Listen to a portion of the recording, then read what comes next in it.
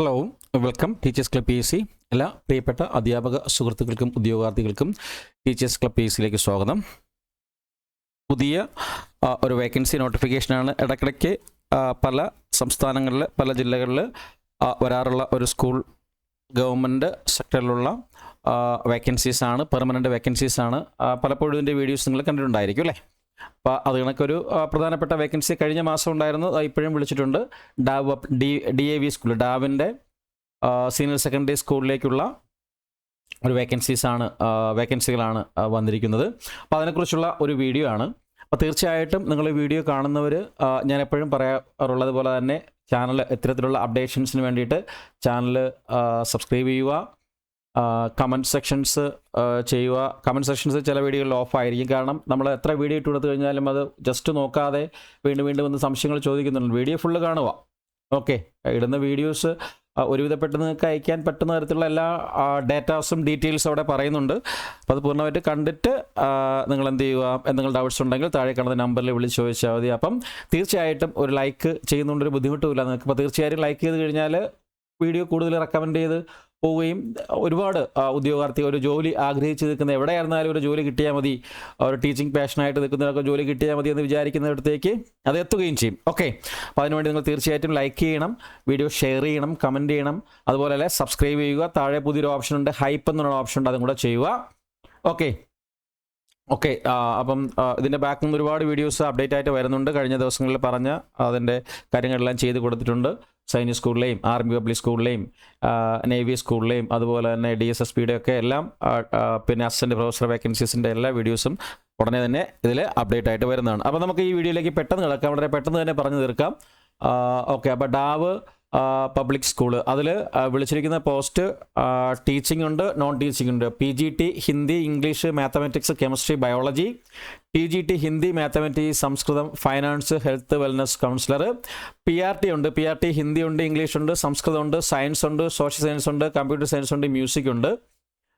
ബാക്കി special educator ഉണ്ട്, pre primary teachers ഉണ്ട്, പിന്നെ LDC ഉണ്ട്. ഓക്കെ, ഇത്രയും പോസ്റ്റിലേക്കാണ് വിളിച്ചിരിക്കുന്നത്. ഓക്കെ, ഇത് അവരുടെ ആപ്ലിക്കേഷൻ ഡൗൺലോഡ് ചെയ്തെടുത്ത് അതിലേക്കാണ് നമ്മൾ അത് അപ്ലൈ ചെയ്യേണ്ടത്. ഓക്കെ, അപ്ലൈ ചെയ്യേണ്ട ലാസ്റ്റ് ഡേറ്റ് എന്ന് പറയുന്നത് ജൂലൈ, അടുത്ത മാസം 3-ാം തീയതിയാണ്, 3 ജൂലൈ ആണ്. ഓക്കെ, നിങ്ങളുടെ സെൽഫ് സർട്ടിഫൈഡ് ഡോക്യുമെൻറ്റ്സും ലേറ്റസ്റ്റ് പാസ്പോർട്ട് സൈസ് ഫോട്ടോഗ്രാഫും ഒക്കെ അതിൽ നിങ്ങൾ പേസ്റ്റ് ചെയ്യണം, സർട്ടിഫിക്കറ്റ് പിൻ ചെയ്യണം. ഓക്കെ, അപ്പോൾ ബാക്കി ഡീറ്റെയിൽസിലേക്ക് നമുക്ക് കടക്കാം. എന്താണ് NCL പ്രോജക്റ്റ് ആണ്, project school manager, DAV managing committee, Chitra, New Delhi. NCL Bina project ആണ്.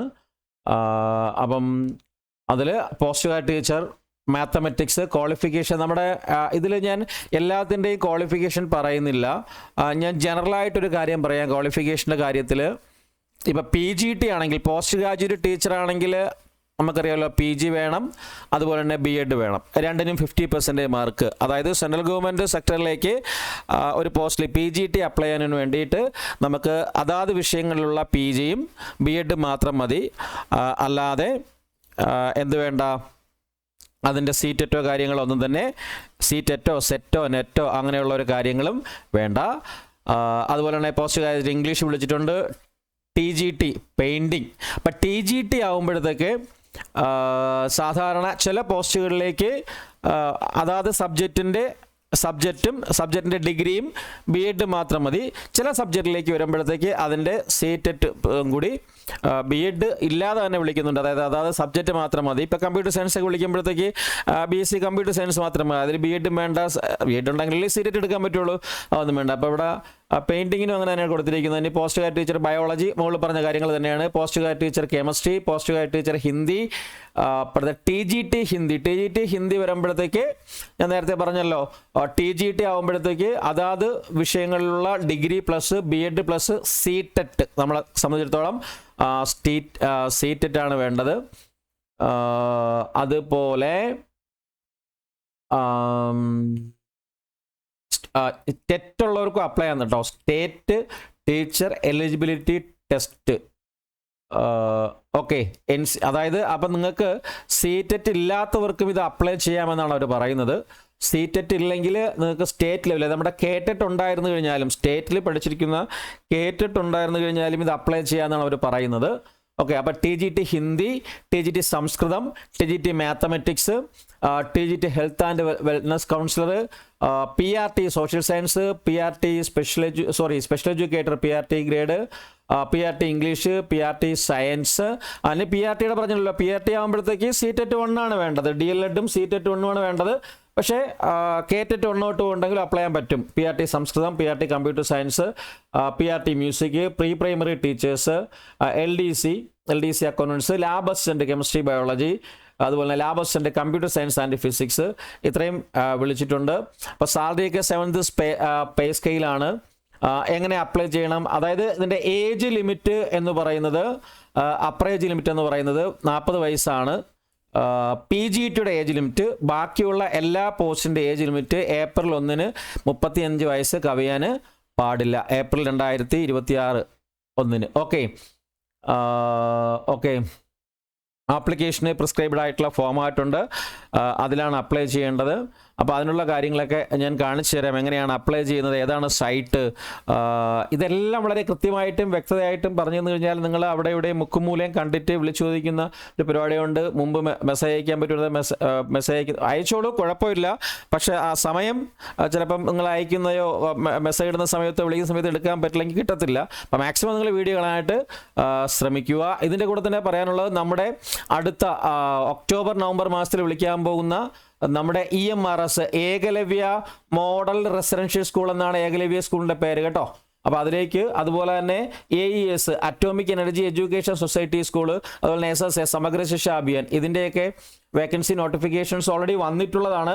അതിൻ്റെ EMRSൻ്റെ 3.0യും ഇതെല്ലാം കൂടി ഏകദേശം ഒക്ടോബർ നവംബർ മാസത്തിൽ വിളിക്കുന്നുണ്ട്. അപ്പോൾ അതിൻ്റെ ലോങ് ടേം ബാച്ചുകളൊക്കെ നമ്മൾ ആരംഭിച്ചിട്ടുണ്ട്. അതിൽ ജോയിൻ ചെയ്യാൻ താല്പര്യമുള്ളവർ 77 36 75 04 73 എന്ന് പറയുന്ന ഈ നമ്പറിൽ നിങ്ങൾക്ക് കോൺടാക്ട് ചെയ്യാവുന്നതാണ്. ഓക്കെ, അതിൻ്റെ ലോങ് ടേം അതിൻ്റെ അഡ്മിഷൻസ് ഒക്കെ ആരംഭിച്ചിട്ടുണ്ട്. ക്ലാസ്സുകൾ നമ്മൾ വരും ദിവസങ്ങളിൽ സ്റ്റാർട്ട് ചെയ്യുന്നുണ്ട്. അതുപോലെ തന്നെ CTET ഇപ്പോൾ അപ്ലൈ ചെയ്തിരിക്കുന്നവരിൽ സീറ്റിൻ്റെ ക്ലാസ്സുകളും അഡ്മിഷൻ ആരംഭിച്ചിട്ടുണ്ട്. അതിൻ്റെ ക്ലാസ്സുകളും സ്റ്റാർട്ട് ചെയ്തിട്ടുണ്ട്. എൻ്റെ ഓറിയൻറ്റേഷൻ ക്ലാസ് നടക്കുന്നുണ്ട്. അടുത്ത ദിവസം റെഗുലർ ക്ലാസ് സ്റ്റാർട്ട് ചെയ്യും. 2 മാസം നമുക്ക് പഠിക്കാനുണ്ട്. അതിൽ ജോയിൻ ചെയ്യുന്നതിന് വേണ്ടിയിട്ടും ഈ നമ്പറിൽ നിങ്ങൾക്ക് കോൺടാക്ട് ചെയ്യാവുന്നതാണ്. അതുപോലെ തന്നെ DSSPയുടെ നോട്ടിഫിക്കേഷൻ വന്നിട്ടുണ്ട്, നിങ്ങളെല്ലാം അറിഞ്ഞാണ്. അതിൻ്റെ വീഡിയോസ് അപ്ഡേറ്റ് വരുന്നതായിരിക്കും.